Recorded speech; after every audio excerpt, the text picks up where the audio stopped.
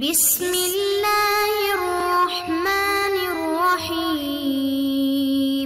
السلام علیکم معزز طلباء کرام، آپ سب کیسے ہیں؟ آج ہم مؤطا امام محمد کے سبق نمبر 198 کو پڑھیں گے۔ آج کے ہمارے سبق کا عنوان ہے کنواری عورت سے نکاح کی اجازت لینے کا بیان۔ آج کے سبق میں ہم نے دو مختلف ابواب کے حوالے سے احادیث پڑھنی ہے، اور پھر گزشتہ جو ہمارا سبق گزرا انین کے حوالے سے یا عورت کے طلاق کے حوالے سے، مجبوب انین کہ ان کی بیویوں کو 1 سال تک مہلت دی جائے گی۔ جو شوہر اپنی بیوی سے وطی نہیں کر سکتا تو 1 سال تک کی مہلت دی جائے گی۔ تو اس حوالے سے اس مسئلے پر 2 اعتراضات اور ان کے جوابات بھی آج کی ہماری گفتگو کا حصہ ہوں گے۔ تو پہلے ہم آج کے جو ابواب ہیں، چونکہ اس میں کوئی زیادہ وضاحت نہیں ہے، احادیث پڑھ کے ان کا ترجمہ ہی کرنا ہے، وہ ہم کر لیتے ہیں، اور اس کے بعد پھر جو 2 اعتراضات گزشتہ ہمارے باب پہ وارد ہیں ان کو بھی ہم دوہرا لیتے ہیں۔ تو پہلا جو آج کا ہمارا باب ہے وہ ہے باب البکر تستأمر فی نفسہا، کہ یہ باب ہے اس کنواری عورت کے حوالے سے کہ جس سے اس کی نکاح کی اجازت لینے کے حوالے سے باب یہ باندھا گیا ہے۔ اخبرنا مالک اخبرنا عبید اللہ بن الفضل عن نافع بن جبیر عن ابن عباس ان رسول اللہ صلی اللہ علیہ وسلم قال الأيم احق بنفسها من وليها والبکر تستأمر في نفسها وَإِذْنُهَا شُمَاتُهَا۔ امام محمد رحمۃ اللہ علیہ بیان فرماتے ہیں کہ ہمیں امام مالک نے عبید اللہ بن فضل سے یہ بیان کیا ہے، اور وہ نافع بن جبیر سے خبر دیتے ہیں، اور وہ حضرت عبداللہ بن عباس سے بیان کرتے ہیں کہ رسول کریم صلی اللہ علیہ وسلم نے فرمایا کہ شادی شدہ عورت اپنی ذات کی اپنے ولی سے زیادہ حقدار ہے، اور کنواری سے اس کی ذات کے بارے میں اجازت مانگی جائے اور اس کی خاموشی ہی اس کی اجازت ہے۔ قال محمد وبهذا نأخذ وهو قول ابی حنیفہ وذوات الابی وغیر الابی فی ذلك سواء۔ امام محمد رحمۃ اللہ علیہ فرماتے ہیں کہ ہمارا احناف کا اسی پر عمل ہے، اور یہی امام اعظم امام ابو حنیفہ رحمۃ اللہ علیہ کا بھی قول ہے، اور باپ کی شخصیت یا غیر باپ کی شخصیت اس میں برابر ہے۔ اخبرنا مالک اخبرنا قیس بن الربیع الاسدی عن عبد الکریم الجزری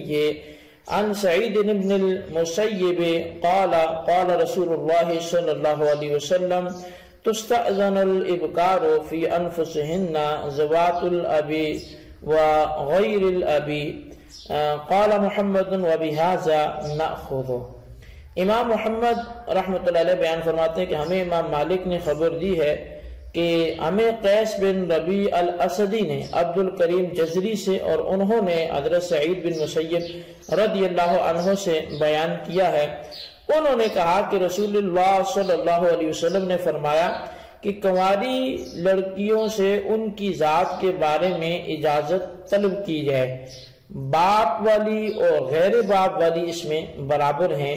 امام محمد رحمۃ اللہ علیہ فرماتے ہیں کہ ہم اسی پر عمل کرتے ہیں۔ یہ ہمارا آج کا پہلا باب تھا جس کے حوالے سے آپ نے احادیث سنی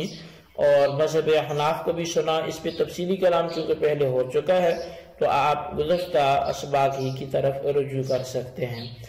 اور دوسری جو ہمارا باب ہے وہ ہے باب النکاح بغیر ولی، کہ ولی کی عدم موجودگی میں نکاح کرنے کا بیان۔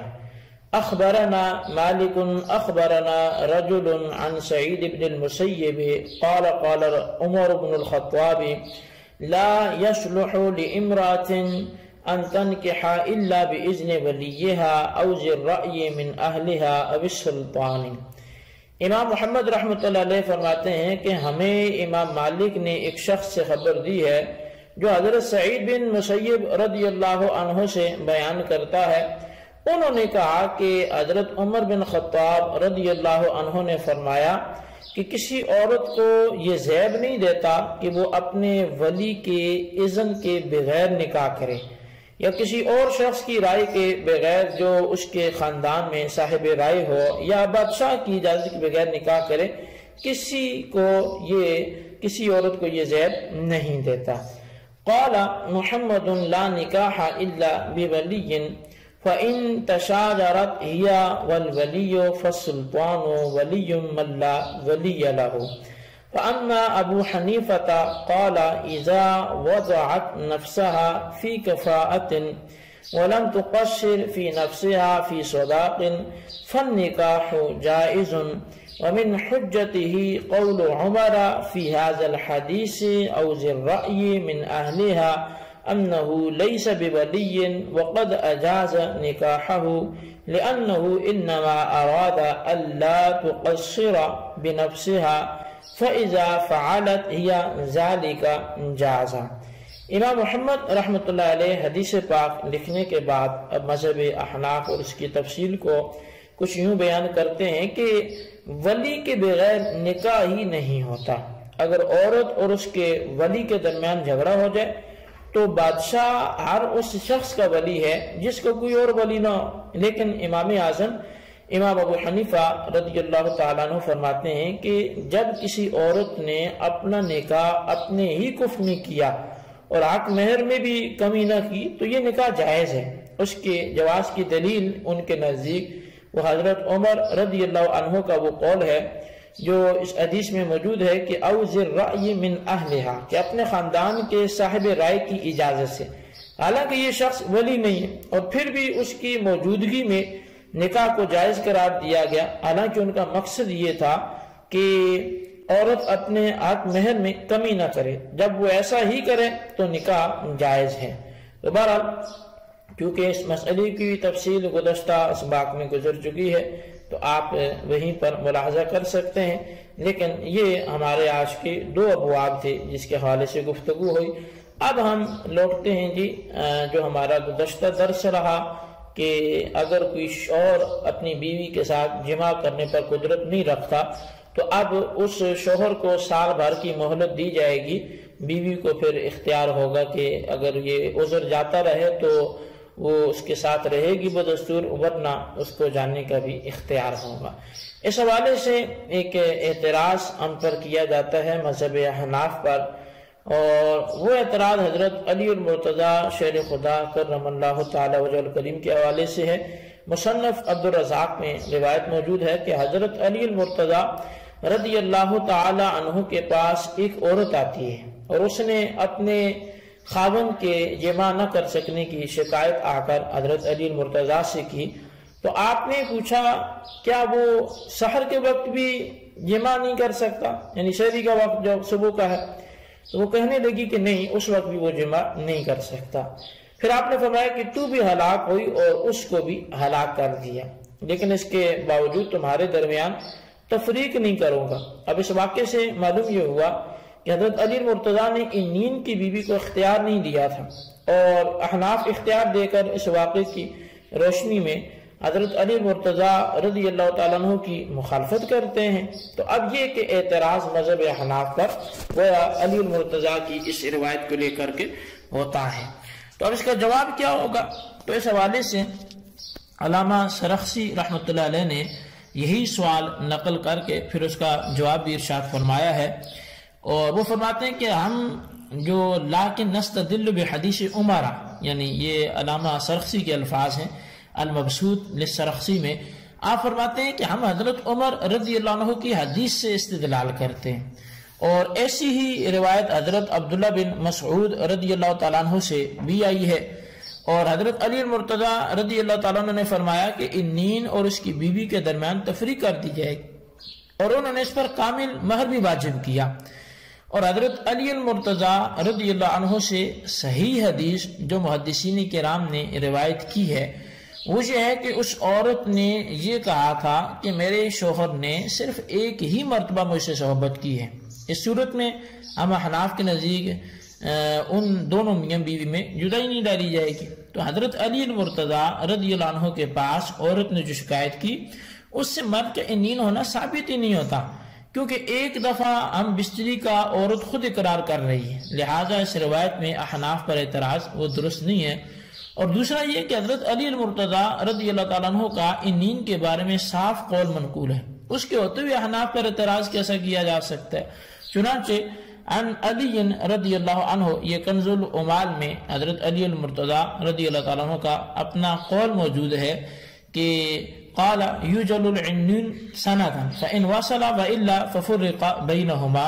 حضرت علی المرتضیٰ رضی اللہ تعالیٰ عنہ سے مروی ہے کہ فرمایا ان نیند کو 1 سال تک کی مہلت دی جائے گی، اگر تو عورت سے ہم بستری کر لی تو بہتر ہے، ورنہ ان دونوں کے درمیان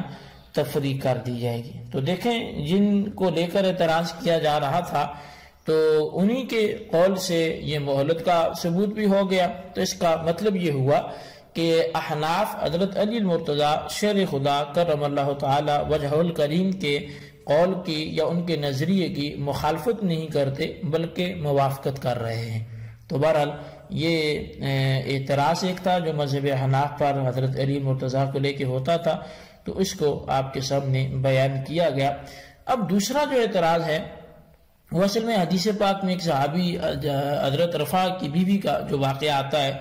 کہ جب انہیں رفاع نے طلاق دے دی 3 طلاقیں، تو انہوں نے اپنی عدت مکمل کرنے کے بعد عبد الرحمن بن زبیر سے نکاح کیا، لیکن انہیں مردانہ کمزوری میں مبتلا پایا اور بڑی شکایت لے کے نبی علیہ السلام کی خدمت میں حاضر ہوئی۔ تو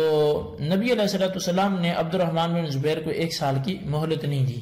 تو مطلب یہ کہ بیوی نے اپنے خاوند کے انین ہونے کی شکایت کی، لیکن نبی علیہ السلام نے انین کو 1 سال مہلت نہیں دی، لہذا جس پاک سے ثابت ہوا کہ انین کے لیے 1 سال مہلت یہ درست نہیں ہے۔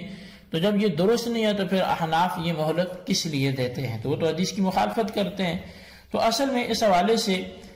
المبسوط میں ہی باب الانین میں جو بات ذکر کی گئی وہ یہ ہے کہ